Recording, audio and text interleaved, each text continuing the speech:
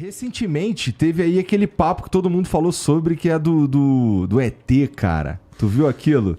Cara, parece um bonecão esquisito pra cacete. Lá eu vi uma galera falando, eu vi uma galera tentando defender a ideia, mostrando uns ultrassom, ovos, não sei o que e tal.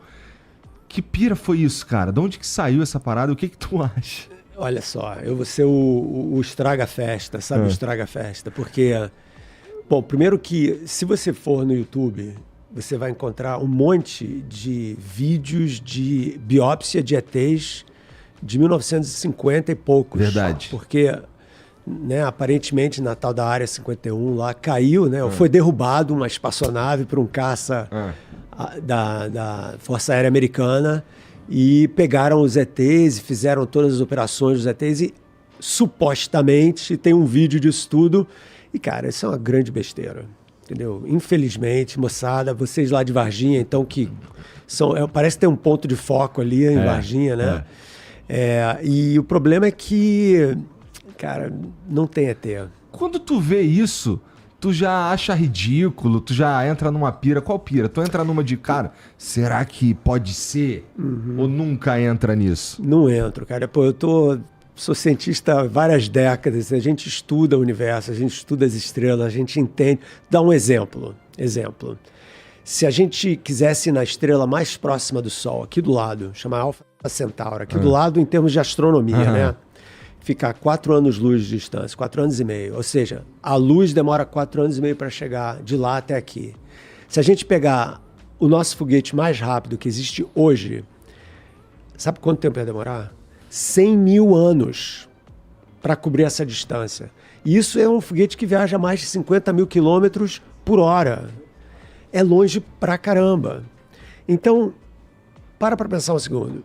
Se esses caras têm uma tecnologia que é capaz de cobrir essas distâncias, chegar até aqui e cair, ser derrubado por um caça da Força Aérea Americana, ou seja lá de qual Força Aérea, e ser indefeso e não falar com ninguém que tem poder, entendeu? Que tem uma influência, quer dizer...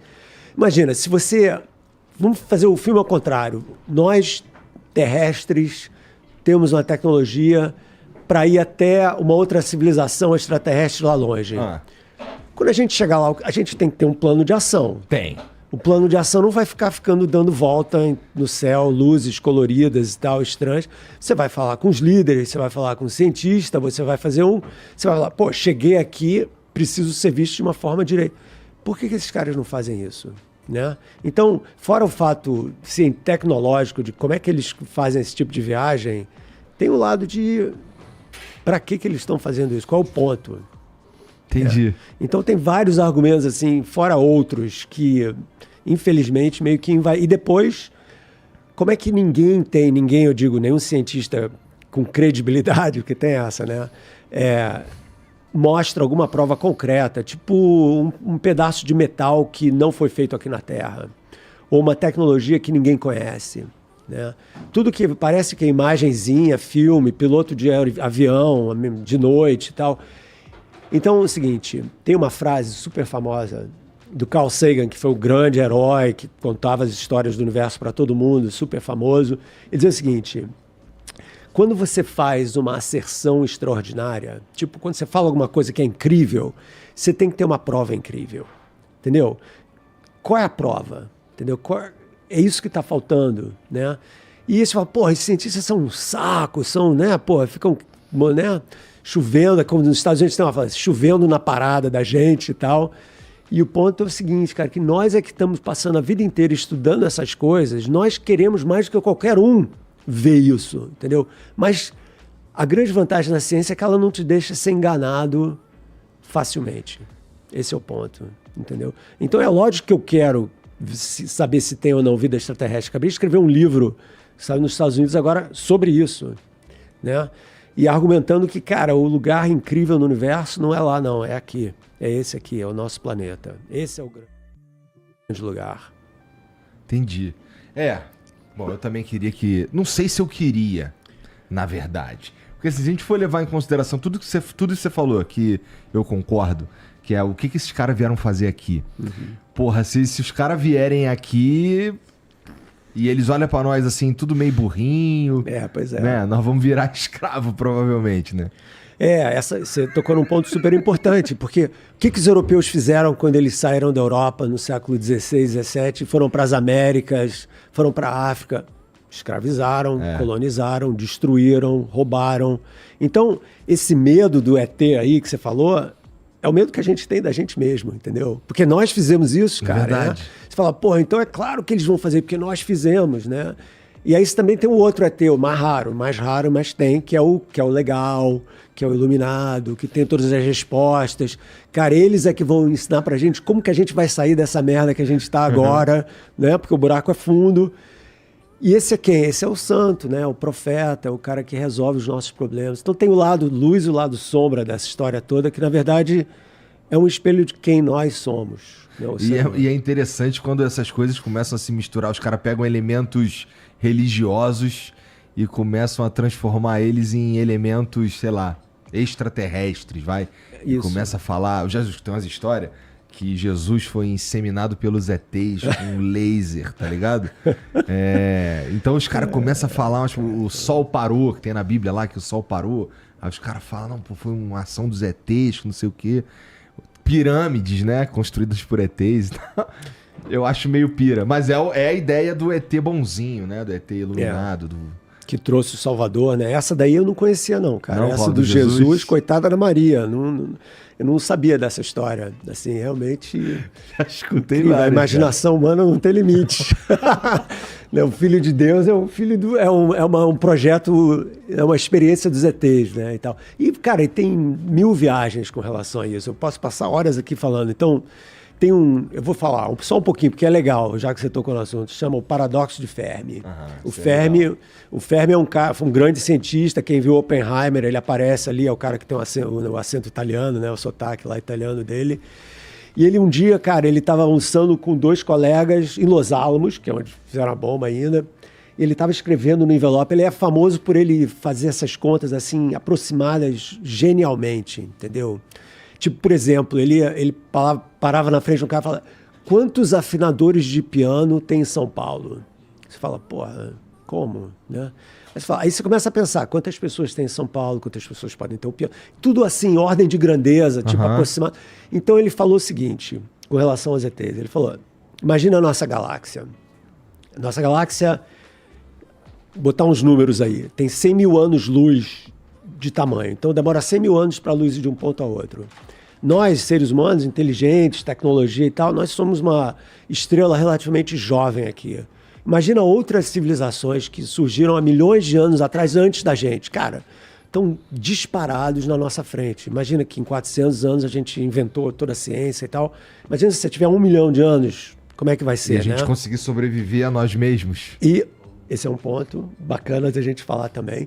Mas aí ele fez o seguinte, ele falou, cadê eles?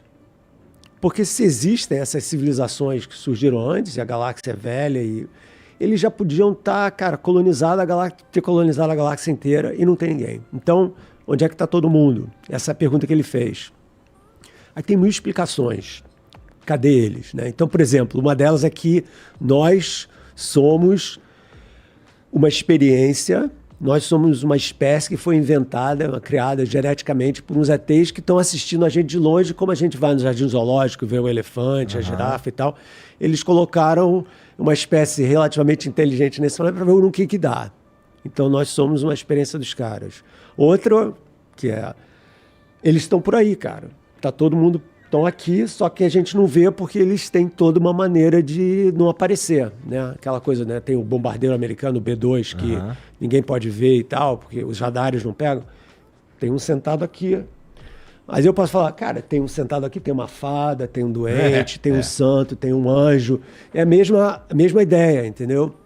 Então tem 1000 histórias, mas a mais interessante, já que você falou, eu vou voltar no que você falou, é o seguinte, bem Guerra Fria essa história, né? Foi o seguinte, eles não estão aqui porque toda a civilização, meio sombrio isso que eu vou falar, mas tudo bem.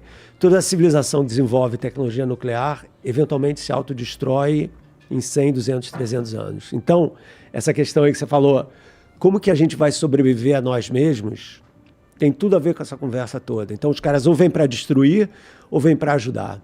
Porque nós, coitadinhos dos seres humanos, a gente não sabe construir pirâmide, a gente não sabe fazer nada, eles é que ensinaram tudo pra gente, certamente a gente não vai resolver os nossos problemas, né?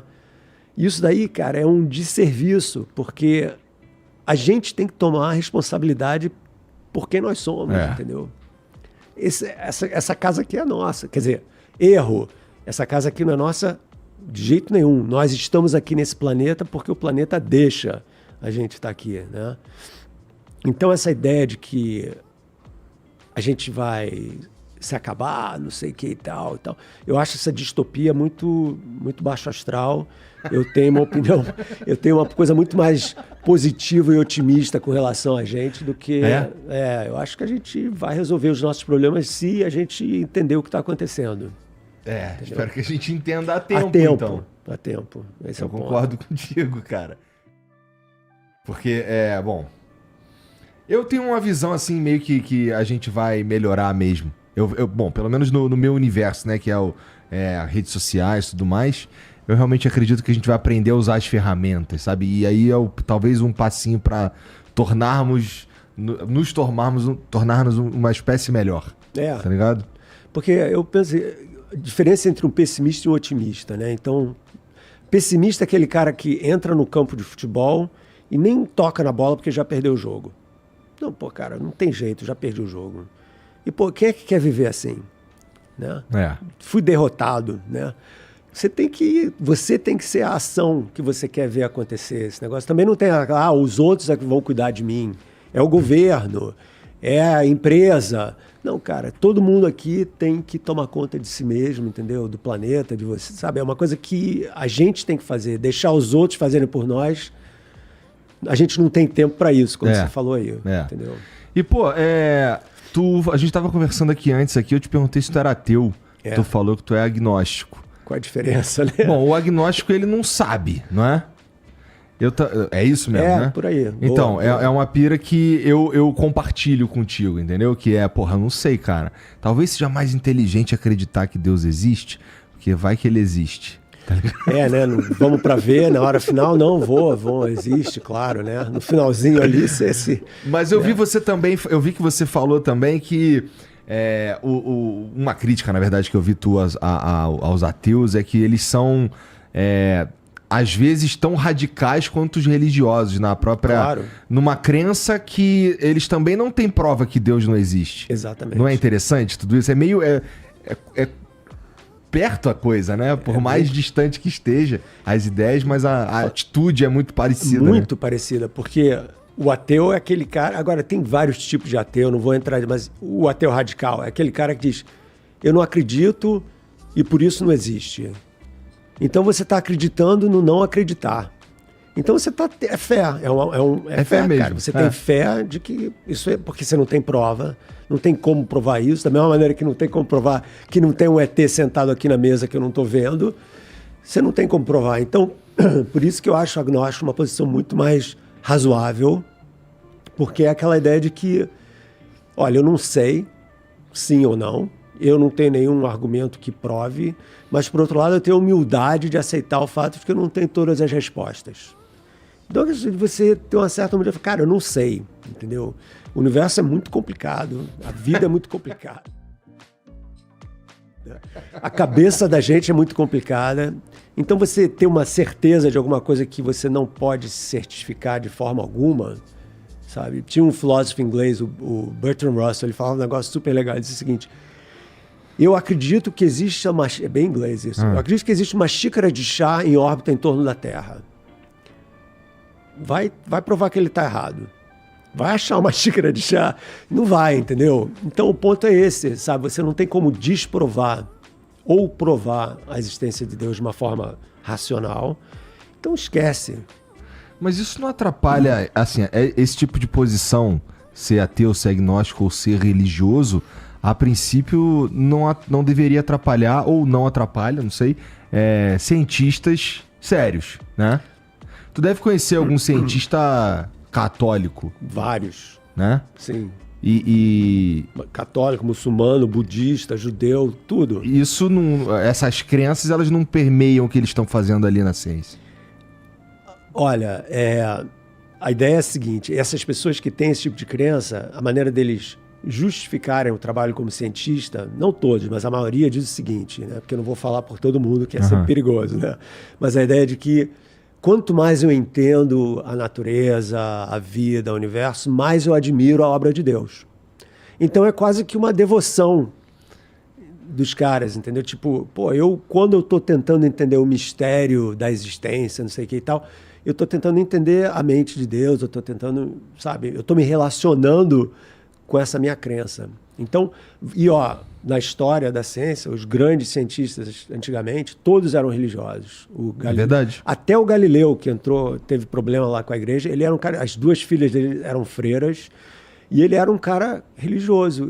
E ele queria falar que, cara, a Terra não está no centro, a Terra é um planeta, e ele teve problemas com a Inquisição e o caramba, porque ele queria proteger a igreja de não se embaraçar com essa história, entendeu? Porque era óbvio para ele que estava errado esse negócio da Terra estar no centro e tal.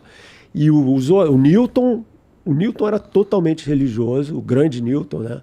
Totalmente religioso, e dizia que o universo certamente foi arquitetado por um Deus matemático. Então, para ele, estudar as leis da natureza e tal, era uma maneira de entender que era Deus.